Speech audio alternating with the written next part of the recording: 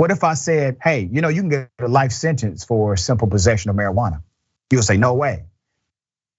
Yes, a man has a life sentence for 1.5 ounces of marijuana.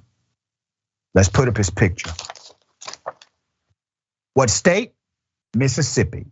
A Mississippi man will now spend the rest of his life in prison for possessing 1.5 ounces of marijuana because of the state's strict sentencing law. Now, I'm going to break down where the sentencing law comes from and who it impacts. The man you're looking at, his name is Alan Russell, 38 years of age, was sentenced to life without parole in 2019 after being found guilty of having 1.54 ounces of marijuana. You can kill somebody and not get life. You do know that. Rapists don't get life. He has a life sentence for 1.54 ounces of marijuana. So what was the state's justification for this? They always have a narrative. The simple possession charge would typically lead to a 3-year sentence in Mississippi, which is already high. But prosecutors decided that's not good enough. They opted to enhance Mr. Russell's charges because he has a criminal record. So let's go through his criminal record in detail. Mr. Russell had been convicted of 2 separate charges, one time a house burglary, and one charge of being a convicted felon in possession of a firearm.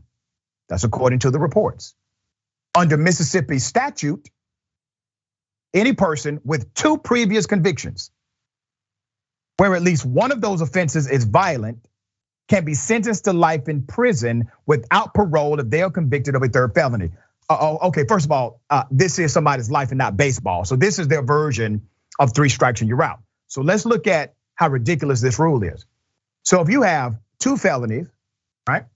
One felony is a violent felony. And if you catch another felony, which can be non-violent, so you can have 2 non-violent and 1 violent felonies, and they can lock you up for the rest of your natural life and say goodbye, right? So that's the rule. That's the game they're playing right here. But when you look and research the charge, his burglary was not violent, nor was his simple possession of a firearm.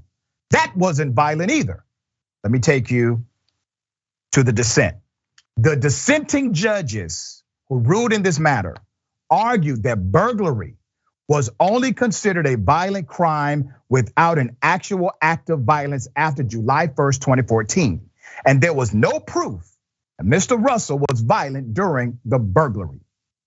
Mr. Russell also participated in a state program that catered to what? Non-violent offenders for the burglary charge.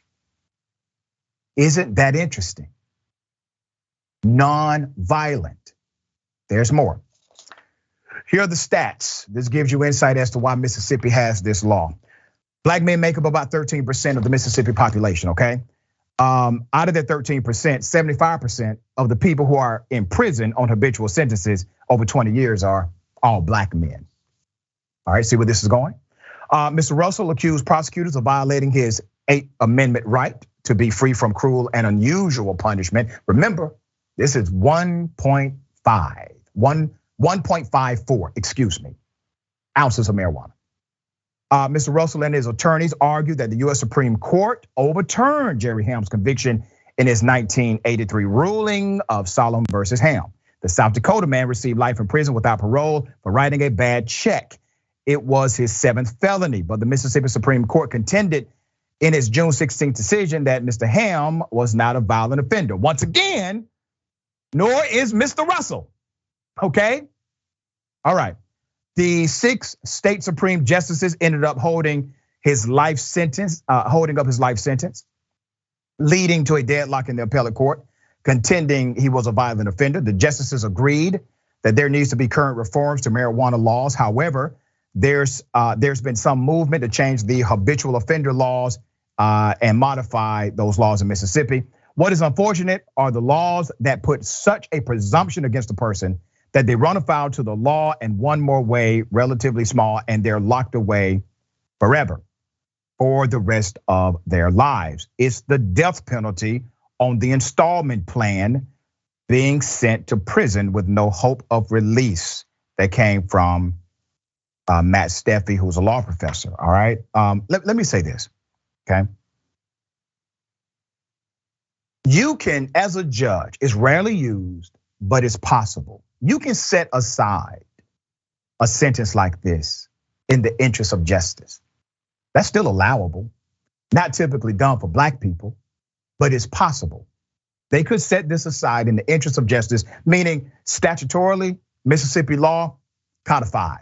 Not too much you can do about it. But you know what? We think it's adversarial to justice. We're gonna set it aside for that reason.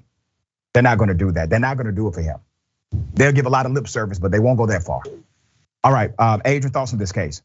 I think you're absolutely right. They will not go that far, even if that's what justice would require. Because unfortunately, we see with a lot of these states that it's the black male population that is imprisoned. Because even though we know that Mississippi is a smaller state, it still has the second highest rate of incarceration across the nation. That's absolutely ridiculous. And the fact that, as you mentioned, black male inmates being such a smaller amount of the population at large, yet still being 57% of all inmates in Mississippi. It tells you that this is a business for a lot of these institutions, whether it's private prisons or if it's local prisons as well, because they know they only have to pay the inmates some $30 a day for their work, and yet they get to continue to exploit them. And this is also something that's one of my soapboxes that I'm on, that we are gonna have to watch for increase in prison privatization as a result of this reversal in Roe, because there are going to be individuals who are looking to capitalize on all those lives that are going to be forced births, and that they are not gonna be able to be supported. And we also know that about 40%